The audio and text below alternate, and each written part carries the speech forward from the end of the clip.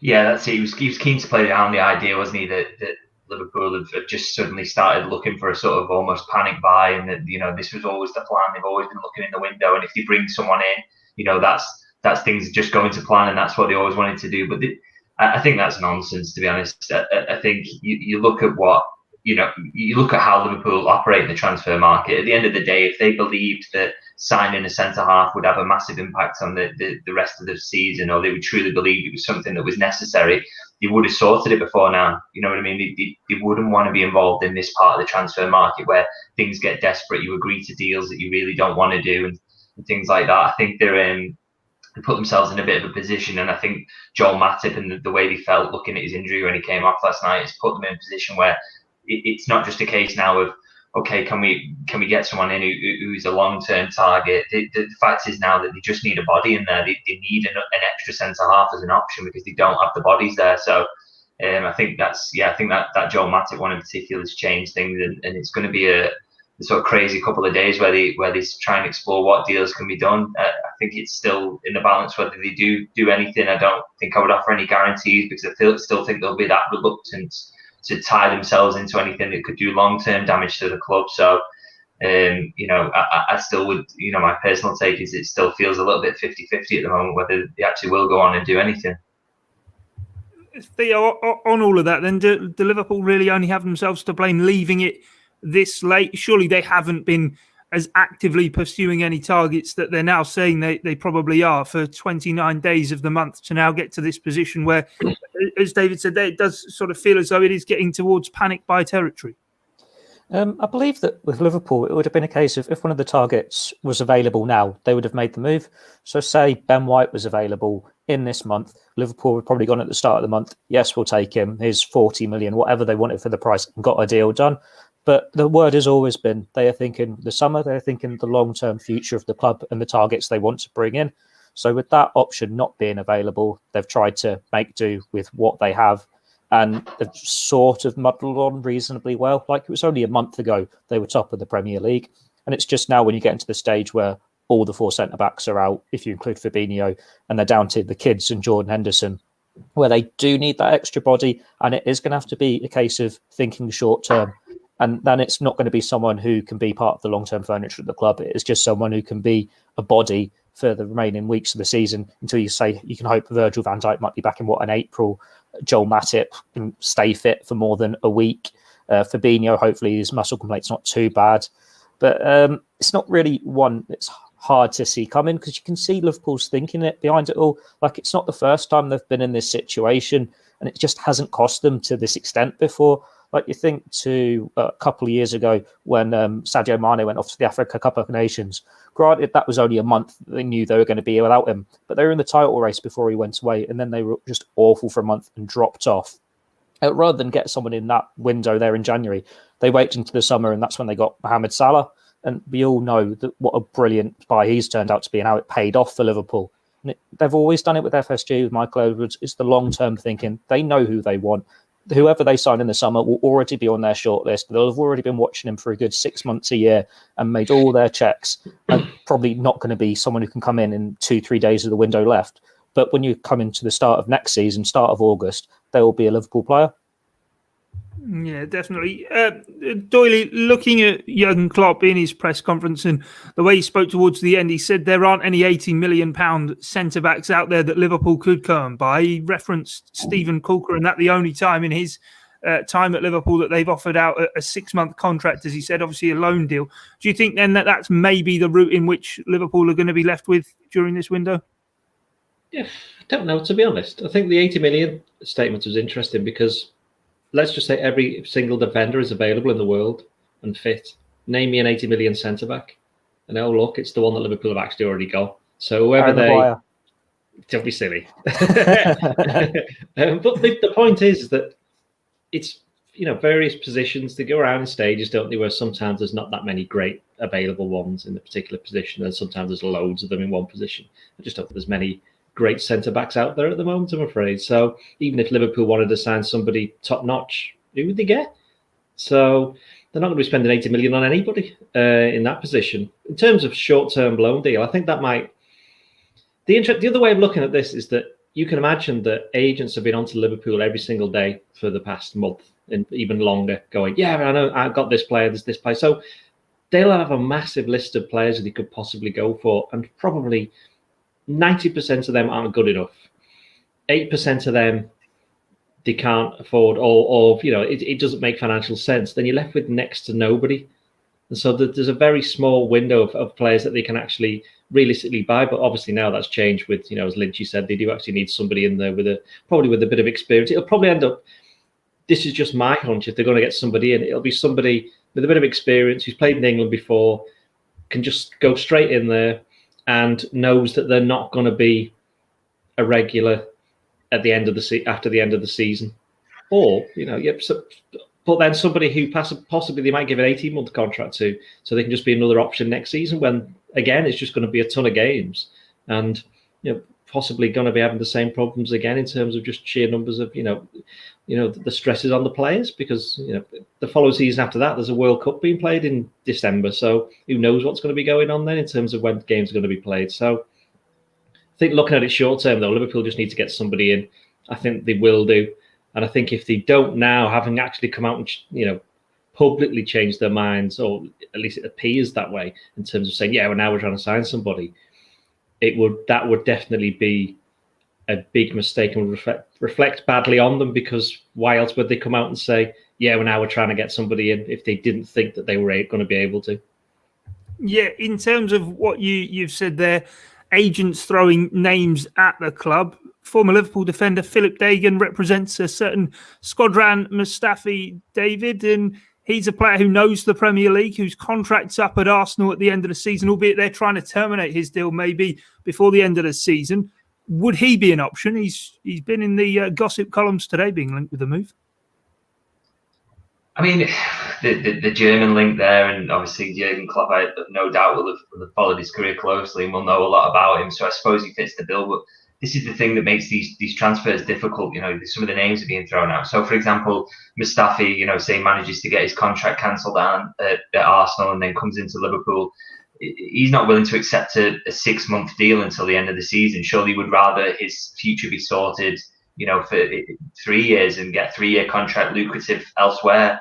What he doesn't know Liverpool anything to come in and sort of do them a favour for 6 months. And if you're looking at someone like Mustafi, he's probably not thinking I'm going to go in there and win the Premier League and the Champions League this season, because the injuries at centre half probably make that quite unlikely for Liverpool this season. So it's just a hard sell, isn't it? And a lot of the deals that are being suggested are like this. Is if you can't just sign someone like a Mustafi on a 6-month deal and think they're going to be happy with that. They want something more long term. And if you want something more long term, that then starts eating into your plans for next season. Obviously, we know that Liverpool will sign a centre half in the summer. They want someone long term who's going to fit in there.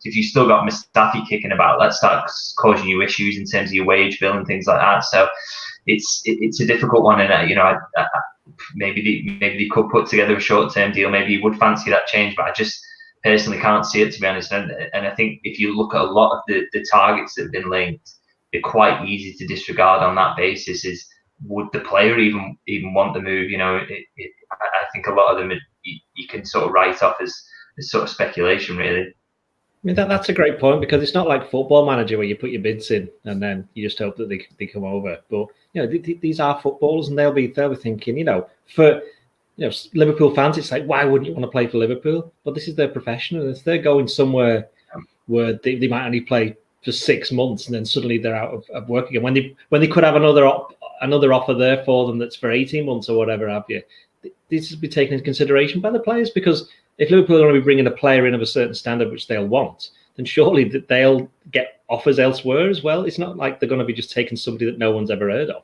Well, at least you'd like to think that's not the case, because otherwise, what would be the point of them even going for them? It also seems to be very muddled as well, Theo, that 1 minute Skodran Mustafi's getting linked maybe 6-month, 18-month deal or whatever. But then also today we're reading Sven Botman and Liverpool supposedly reviving interest in the defender at Lille. He would surely be much more of a long-term target. It does all seem, obviously, with the speculation, and I suppose that is what it is, that it is all muddled between what Liverpool actually need. And I know you've written a very in-depth piece today, actually. Registration rules might determine that a foreign player is off the table anyway. Yeah, it's one of those where Liverpool currently have 24 players in this Premier League squad, and that's only because they took Virgil van Dijk off when he suffered his knee injury against Everton. So on paper, there is room for an overseas player in this squad. But if you're Virgil van Dijk and you're Liverpool physios and you're expecting him to be back in March, April, you want him to play again this season, he has to be registered when the squad goes in after the transfer window closes. So that space automatically disappears. Now, in the Premier League squad, Liverpool did name Joe Hardy, under 23 striker, who's never going to play for the first team this season.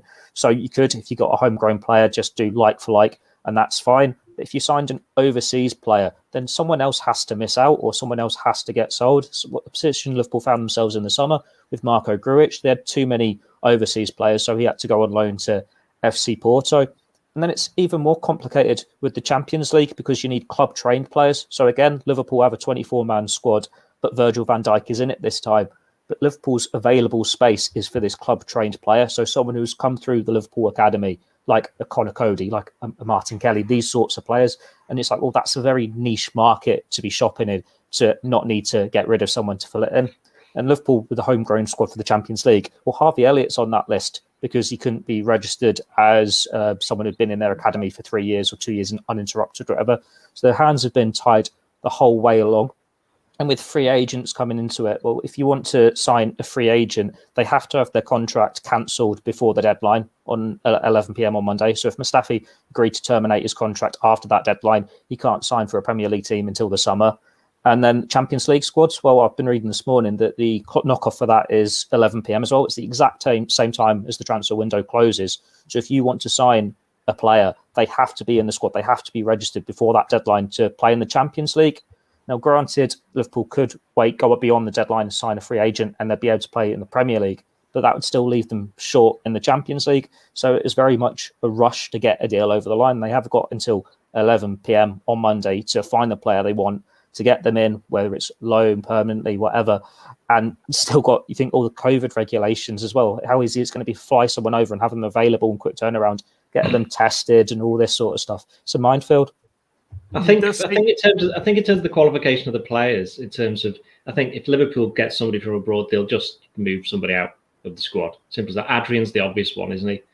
I mean, because obviously Kelleher's now second choice goalkeeper. And I must admit, I don't know all the ins and outs as Theo does, but I would imagine that would be a fairly straightforward swap if necessary. So I think in that respect, I think Liverpool will just do what needs to be done. Yeah, it could be Origi, it could be anybody like that. Yeah, but also, do they not, in terms of Champions League, Theo, do they not still need to find a space for Nat Phillips because he couldn't play in the group stage? Yeah, Nat Phillips, he's not in the group stage ones, but that would just be, well, you take Harvey Elliott out and he takes that homegrown spot, but he's still not club trained, so they're still only allowed to name 24 players. Does seem an absolute minefield, and sort of thinking about it all and where Liverpool do turn indeed. David, just in terms of yourself, before we move on, how likely do you think it is? Hopefully no one turns off the fax machine at Kirby this week, and there is all of these deadlines now looming. I think it's. I could equally see that Liverpool could end this window without signing anyone. I think there's a stubbornness there in terms of their approach, and like we said, I think we can rule out sort of free agents being signed up because we don't think the contract situation won't be right, and then they would have to they'd have to be doing so much juggling around next summer when that comes around, and they don't want to tie themselves into situations that will damage next season. So I think we can pretty much sort of rule that one out as a sort of route to getting someone in. I think the most likely outcome, if they are to get one, is a short-term loan at someone who's not playing at a relatively big club and could maybe come in for 6 months. Equally, if they are to strike a deal like that, they won't want to tie themselves into an obligation to buy scenario. And a lot of clubs who are looking to loan players out will be expecting that. I'm thinking of maybe Eder Militao at Real Madrid. Obviously, he's someone who's been linked with Liverpool recently. I think Real Madrid are looking to, or reports have suggested that they're looking to sort of add an option to buy into that. So again, that's maybe a difficult one for Liverpool to do. So I think if they do get it done, it'll be someone who's sitting on the bench and wants the football and can come in and be a body for 6 months on loan. But anything beyond that, I will be quite surprised, to be honest. Yeah, definitely. Get Stephen Coulter out of the deep freeze and throw him back in. I suppose that The might deep be. freeze is playing in Turkey. Come on. Is that not the deep In fact, freeze? the opposite. It's actually quite warm there. Yeah, it will be quite warm there. Yeah, We're doing quite well in Turkey too. Are we not going to throw any names around then? Are we not going to have a guess on who they could go for? I imagine, though, you've got someone absolutely crazy lined up in your head. So I'm not going first. So I all right. It's only fair. Theo, do you want to? Theo, come on, Theo. You've got every single footballer in the world. So come on. I'll start by dismissing one. I've seen Martin Skirt will come up in the comments. He's out for the season. He's done his Achilles. It's the only reason he's a free agent. It'd be easiest for Liverpool to do this homegrown option just because they don't need to then manoeuvre players out of the squad. And some people might have said, I suggested Martin Kelly as, well, it's one that ticks all the boxes. You think of like a Gary Cahill, a Scott Dan. But then if you're looking for the homegrown players in the Premier League squad, one of our guys today suggested Christensen from Chelsea online. Well, if you're Chelsea, you're not letting Liverpool have one of your players. You're not helping them out at all. There is a report that's just gone up today. The New York Red Bulls centre-half, Aaron Long, he's the United States captain. And that makes sense to an extent because it's like a 3-month loan, I think they said, with the MLS season currently suspended. So he'd come in and fill that space. There wouldn't be an option to buy. He's got a bit of experience. He speaks the language and all that. And there's the relationship with Red Bull, of course, that Liverpool have got a flourishing relationship there. And you can see why it would tick boxes. I think there's a claim that there wouldn't even be a loan fee because it's only a 3-month loan. But then you've still got to make room in the squad for him. It's just scraping the barrel here because Liverpool aren't going to be signing whoever they want to be the long-term option. It's just who can be starting for next month, if we're assuming that's how long you're going to be without Fabinho, Matip, and isn't going to make a show of themselves. Because no matter how well a Phillips or a Reece Williams have been doing, Jurgen Klopp obviously doesn't have enough faith in them. Otherwise, he wouldn't be rotated. One of them would have the shirt down and they'd be centre back every week for the last month, 2 months. To be fair, Theo, I wasn't expecting Theo to go through every single name that we had. Yeah, I was going to say, he reeled off pretty much every player. But is Selhurst Park then, Doyley, the place to look? Could Roy Hodgson finally do something good for Liverpool? That's a little bit harsh. He put out a team that got beat 7-0 by them, so that was quite a good gesture. Fine gesture. Scott, I mean, we were speaking about it before, and weren't we, before we started recording this? Scott Dan and Gary Cahill are two that stand out. I mean, I'm pretty sure they're not injured, but they just don't play. But you know, then it's the whole thing of, well, you know, what if they're not playing for Crystal Palace? How can they possibly play for Liverpool? It doesn't work like that. It doesn't work like that. This is like, you know, I wouldn't say desperate measures, but they're getting towards it. So, as Lynchy said before, it's about getting a body, and if you get an experienced body and you can help the others as well, that's the other thing. Is that, you know, if you're Jordan Henderson and you're playing centre back and you're being asked to help Nat Phillips or Reece Williams through a game, and it's like, well, actually, it's the other way around. Can you tell me how to play centre back, please? So it's one of those, isn't it? So that's why a little bit of experience, because as much as I'm pretty sure Van Dijk and Gomez and Matip are passing on words of encouragement to the youngsters, it's not as good as actually being out there on the training field and actually playing the games. So I think we can't underestimate the value of experience when it comes to a position that's so crucial, where you get players who play on to 34, 35. You know, you don't get many wingers age 35, do you? Well, unless they're called Ryan Giggs. But, you know, so that has to be taken into consideration, I think, the experience factor. So, you know, I wouldn't be surprised if somebody like that did turn up. And also, that's somebody who would love to play for Liverpool, isn't it? Gary Cahill or Scott Dan. They'd think, oh, great.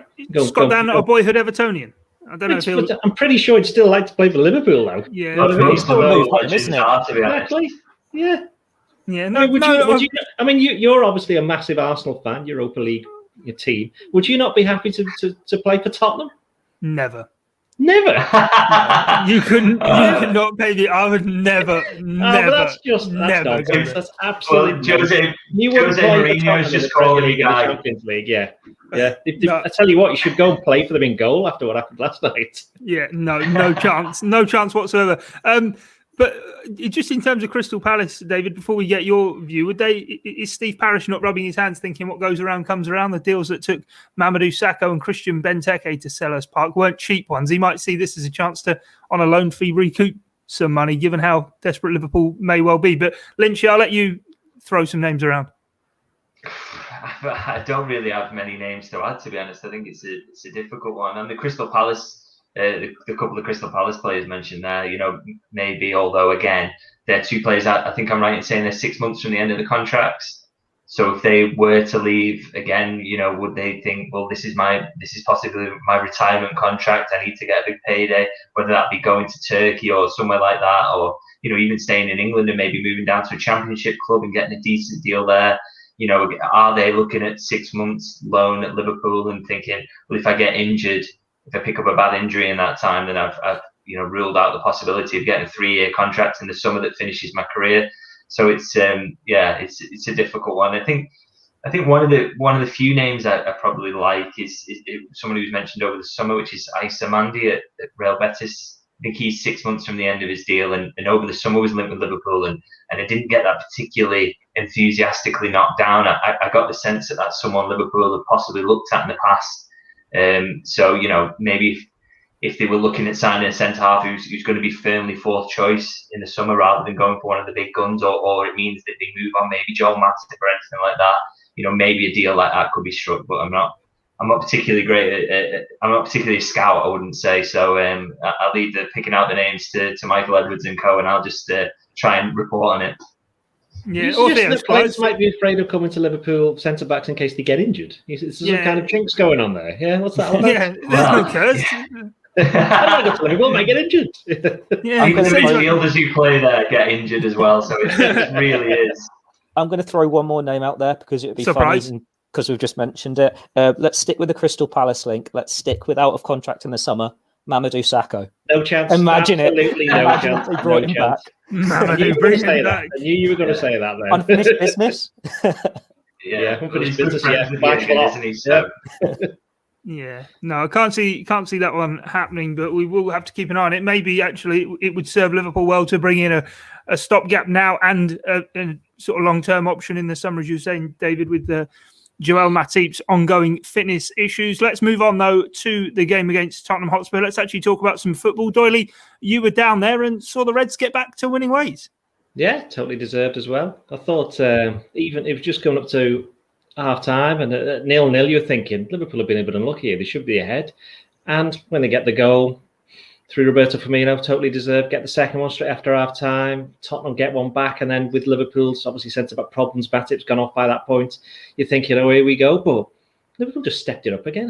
I mean, Liverpool played well. I actually thought they played well at United on Sunday as well in large patches. And the fact is, they've just gone to two of their top four rivals away from home and scored 5 goals. So I don't think there's any worries about that. I actually don't think there ever was any worries about the goal scoring because they were still getting into chances and they were still getting close to scoring. It all came back to the defence for me, and that's not something new that people have been saying that for a while now. But yeah, overall, I thought there were some very good performances. The good thing is that it was from performances from players who haven't been particularly great lately. Think of Trent. Trent was very good.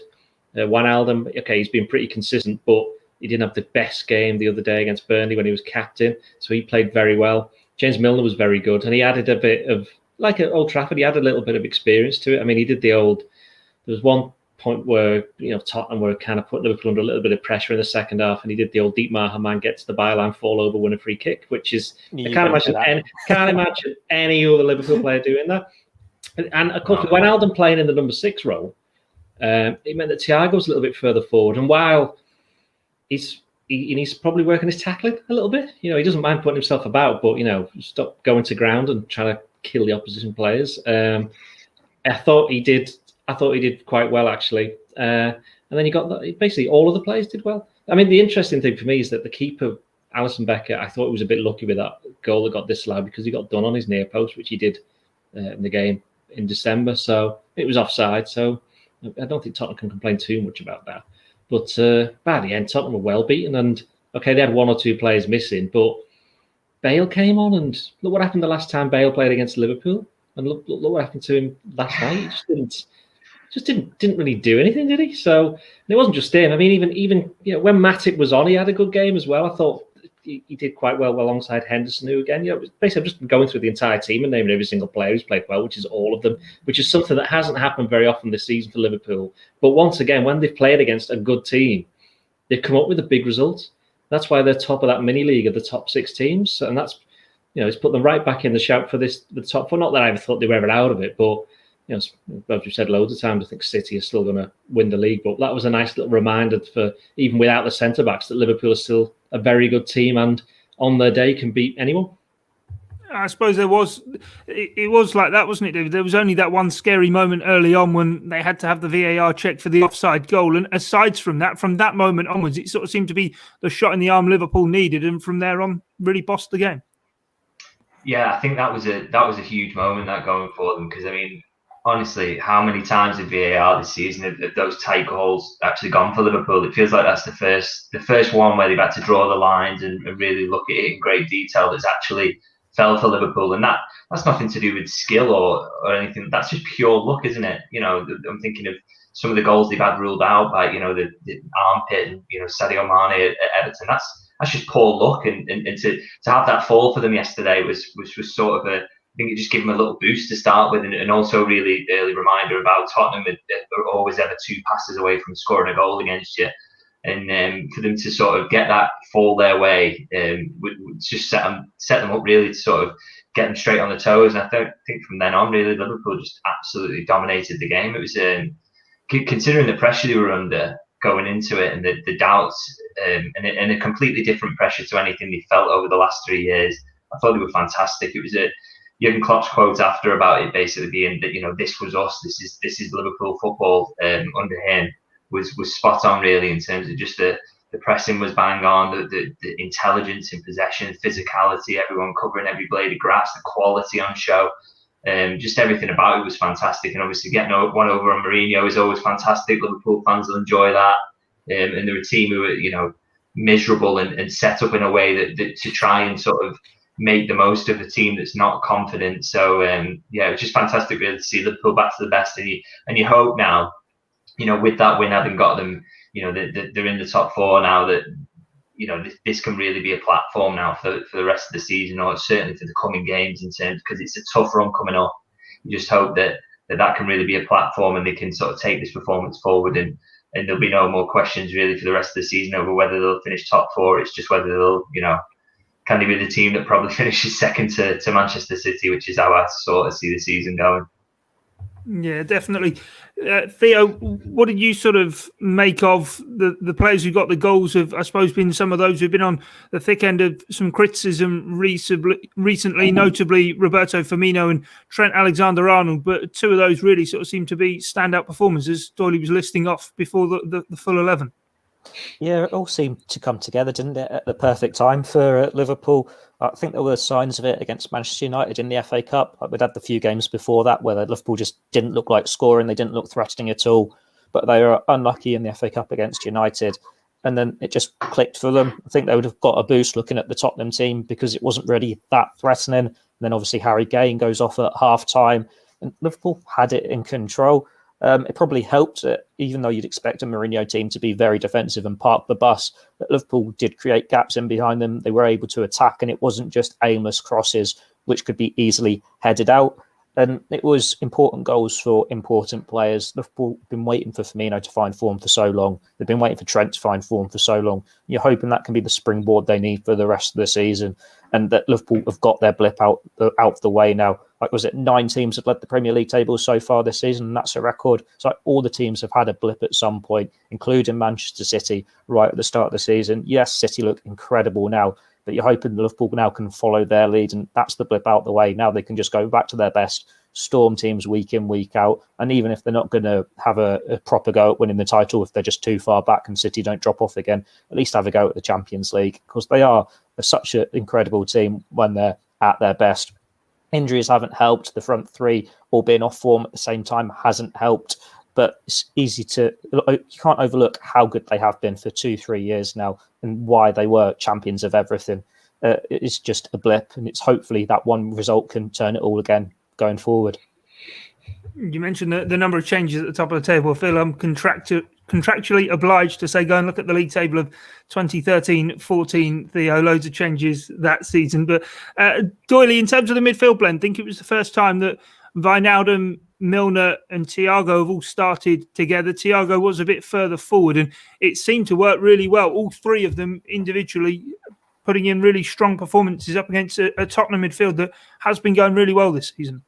They did start against United, didn't they? Pretty sure it was those three against United, wasn't it? Yeah, I mean in the Premier League. That was in the Cup. Cup. In the Premier League, yeah. You should have said that then. You should have said okay, that. Sorry, in the Premier League. I think the reason that I've pointed that out is that it wasn't a first time for them. And like in the second half at United, they actually did quite well, and that seemed to work well as a blend. So I think they gained from that experience. I don't think we can. There was a tactical switch, obviously, as I said before, of putting Thiago a little bit further forward and Wijnaldum back. And Wijnaldum was very, very, very good, I thought. Again, underlines that when he does go, he's going to be a massive miss because he's quite clearly not going to stay beyond the end of the season now, unless something ridiculous happens. I think, but with Milner, he added that, as I say, that bit of experience. And my worry, I know we'll get onto our teams in a bit for the West Ham game, is that he can't really. I'd be amazed if he plays 3 games inside a week, especially when they've got another 2 games coming up afterwards. The next couple, they've got the game on the Wednesday and then the game on the Sunday. Sorry, so. I think some interesting calls because I think Liverpool have accidentally hit on a blend that kind of helps them both defensively and going forward. And I know a lot of that, as Theo said, was down to Tottenham deciding just to sit back and play, the Tottenham way. But that's what Liverpool have come up against for so many times this season. And when they were in that run of not being able to score goals, they were playing against the likes of Newcastle, Southampton, who couldn't find a way through. So I think it's, as we've said before, it was, Lynchy said, Klopp said that he recognised the team, that's us, that's Liverpool. And I think the pressing, which had been missing, came back against United. And it was, for me, it was interesting that the second goal of both games was Milner wins the ball really high up in the inside the opposing half. And obviously the first goal, the goal against United was Firmino played it through to Salah, and the goal at Tottenham was, it ended up at Mane, and his shot was rattled in via Lloris by Alexander-Arnold. So I don't think there's a coincidence that Liverpool scored 2 goals like that, because that's the kind of thing they've been missing in recent weeks. Going back to the point on defence as well, David, does it show then that when Jordan Henderson has to be playing at centre-back, however long that's going to be, that actually James Milner, Doyley's saying he's probably going to struggle to play 3 games a week at the age of 35, but he does need to sort of be wrapped up and taken care of, because when Henderson can't play in that midfield, he seems to bring that drive that Liverpool are otherwise lacking. That's it. I think he's a perfect Henderson replacement in there in terms of just leadership skills, in terms of what he brings defensively and energy. But it's the question is, can he do that 3 times in a week? I think at West Ham they possibly might have to pick him up. I don't really think that Klopp will be in the mood to use any of his sort of alternative options, to be honest. So I think we could possibly see Milner again. He's not played an unbelievable amount of football this season, really, compared to past seasons, I suppose. So you could hope that if you do need him for an extended run now, and Henderson's got to be at the back for a little while, then you'd hope he's physically capable of doing that. He certainly looked it last night. I didn't think he looked off the pace at all. He didn't seem to tire. So yeah, I think basically Liverpool are going to have to ask him to do a lot of that, because without Henderson in there, he brings a lot of what Henderson does to that central area. So fingers crossed he can do it, because I think they're going to have to demand it of him. Yeah, certainly. Looking to West Ham then, Theo, it was only Liverpool's 3rd away Premier League win of the season, and West Ham United, of course, had gone ahead of Liverpool before the game. It's not going to be an easy test down there at the London Stadium. No, it's not. They're having an amazing season, and what surprises me about West Ham is they're having that without a striker, when Antonio, who is the striker, seems to have been missing for half of it so far. But whatever David Moyes is doing, it's working well for them. Liverpool have had some very good trips to the capital to play West Ham in recent seasons, but you're hoping that win can turn it around and be that jump start for them. And it's one where if they can beat West Ham and build that little gap, you'd expect West Ham to drop away a little bit, and then that's your top 4, that's your Europa League race. It's one where if West Ham get another positive result, it just throws it wide open, and it's anyone's for the rest of the season. While it's still only the halfway point, it is another must-win game for Liverpool to make that stand and to show why they are the champions, and just make sure that they're not going to be having any unwanted stresses when teams are still throwing away points against ridiculous opposition every other week. Yeah, does psychology come into this as well, Doyley? Thinking of David Moyes and looking at his record actually against Liverpool, it is absolutely awful. He's lost the last 4 in a row, only 1 win in 15 games that he's managed against Liverpool, 10 defeats during that time. Does that play a part, or are West Ham beyond that this season and playing very well, and Liverpool just need to be wary of what's in front of them? I don't think anybody realised that apart from you just now. So I don't think. No, seriously, I don't think it's going to have any effect, because am I right in saying West Ham have won their last 5 games in the Premier League? Yeah, I'm not sure. I can have a look at that. Sounds about right. Yeah, they are coming into form. And the interesting thing, obviously, with being playing at the London Stadium, they've had a long practice of playing in front of no supporters, or at least it feels like it for anybody who's actually been. It's a bit grim, but yeah, I don't think the psychological effect will be on West Ham in the sense that they've won they're in such a good run of form. That's what it will be. They won't be thinking of what David Moyes has done in the past. David Moyes won't be thinking that. They'll be thinking, well, we played Liverpool early this year. We went 1-0 ahead. We only lost 2-1. The interesting thing in that game is that Nat Phillips was playing then, and there was no Antonio. And I suspect that Antonio will be playing this time around. There's clearly Phillips is going to be playing again. So it'll be a different kind of test for him. I think is Jared Bowen fit?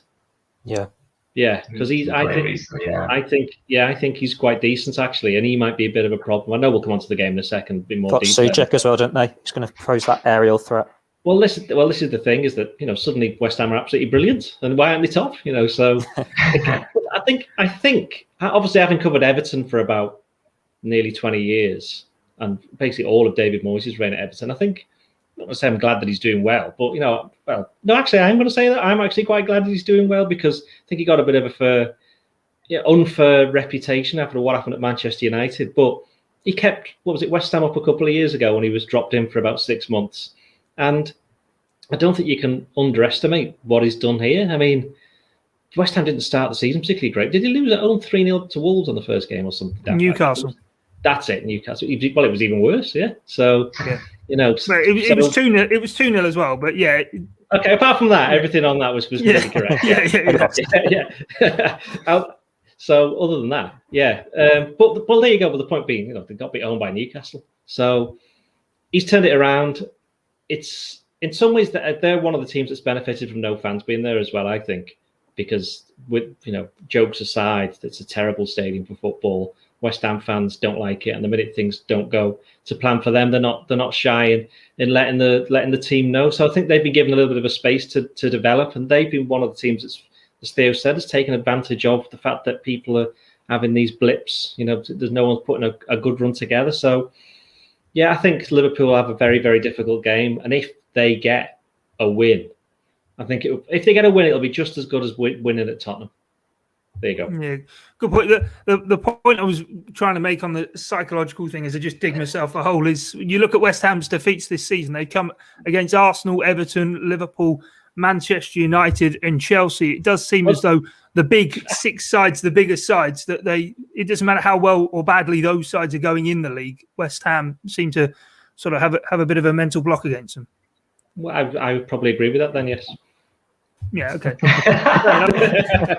glad we agreed I'm right, and we can move on. Yeah, they've won their last 6 in a row, actually, West Ham. Unbeaten in 8, so it won't be an easy game. Let's get into our team selection then. As ever, I will say Alisson in goal. David, I'll let you lead us on the back 4. Yeah, I think it's got to be the one that finished the game at Tottenham, hasn't it?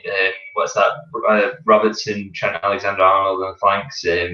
Nat Phillips and Jordan Henderson. I don't think there's a lot of other options there, really. I think you've got to leave Jordan Henderson in there. You can't bring him back into midfield. So, and I think Nat Phillips, the fact he was the one who picked off the bench, I thought he actually, apart from the challenge where he absolutely clattered, I think was it Son when he came on. It was a horrendously late challenge. Yeah. Apart from that, he sort of seemed. I think after that he got the pace of the game, and then later on there was an interception actually made in the box. It was absolutely brilliant, where you're at risk of giving away a penalty. He was really good. So yeah, I think he's probably earned the right to stay in there, particularly with Reece Williams making that mistake the other day. I think he'll probably show faith in Nat Phillips again against West Ham. Okay, Doyley midfield. Well, the defence is. Unless you want to change the defence, yeah. Is there anyone else to pick? I'm sure Doyle will agree with me 100% as usual. I agree 100%. Not as usual, but I do agree. And I also actually think I just wanted to talk about Nat Phillips very briefly and say that I wouldn't say he's been harshly treated, but I think he probably deserved a longer run of a few more chances in the team. I know there's obviously worries about his pace, but what he's got, he had a year at Stuttgart, and I know they weren't in the Bundesliga first division, in the second division, but it's still a decent sized team. And he's playing competitive football. And Reece Williams, while I do think he'll end up becoming a decent defender, whether that's at Liverpool, I'm not sure in the long run. But he'd had a season at Kidderminster Harriers in non-league, and I think he's already started more than twice as. I think this is right. More than twice as many senior games for Liverpool as he has Premier League 2 games for the under-23s, which kind of underlines that he's perhaps been pushed forward. And while he's obviously did very well in certain games, that I think the United game was unfair on him because he was put in such a position that I think Nat Phillips is probably best suited at the moment. And I think just Reece Williams being kept away from the team might just do him a world of good as well. Yeah, Williams is a kid, isn't he? You don't want him to keep playing games and make mistakes and that confidence to drain out. Whereas Nat Phillips, he's had a few more years about him. He's got a bit more experience, a few more clubs he's played at. And he's a defender who can actually defend. His head doesn't drop if he does make a mistake. And it might not be the Liverpool way, but it's traditional, old-fashioned defending. And when you've got no one in there, that's what they need. Yeah, definitely. Doyley then, midfield? I would make a change. I think Milner is going to be needed for games later next week. So I would play Wijnaldum in the defensive midfield role again. Thiago with his lovely new bandage. And Curtis Jones can come in and provide a little bit of running aroundedness. Because I think I'm right in saying that he came on at West Ham last season. So he'll know how to deal with the vast expanses of that terrible stadium. Not Ox with those vast areas what's interesting about Ox is he is better suited to when they've got some centre backs actually playing, because he doesn't offer as much midfield cover. I think the other three do, and I think Curtis Jones offers a little bit more. I know it's a bit daft because this, Oxlade-Chamberlain played wing back, didn't he, for Arsenal? So you'd think he'd know his defensive duties, but that's never been his job at Liverpool. He's always been more progressive player, and I think that's what Klopp would rather he did, rather than got back and, for somebody who's been out for so long, I think that'd be asking a bit too much of him. Fair enough. Theo, what are you saying about midfield? It's a tough one. Thiago, is he okay? Like, it was pretty bad head collision, wasn't it? Well, he played the remainder of the game, didn't he? So I think he'll be fine. If he was concussed, they would have just taken him off. He finished the derby and was out for 2 months. Yeah, that was 1 minute, though, wasn't it? To be fair to him, that was 1 minute. It wasn't like nearly a half. Stop trying to kill off all Liverpool's players. Come on. It does feel like you need James Milner in there as captain when you've got Henderson in defence, because granted Henderson missed the Burnley game, but Milner was missed in there as well. Like, Gino Wijnaldum as captain is not the same sort of thing. So I'd kind of like to start James Milner in there. Yeah, there's the feeling that maybe he will suffer an injury. Like, when he's not had a run of games and he is thrown back in, it tends to be when he gets his little knocks. But when he can get past that, he's still one of the fittest players at the squad and he can get going. It's just getting that rhythm into him. So when Liverpool are going to need him for the rest of the season,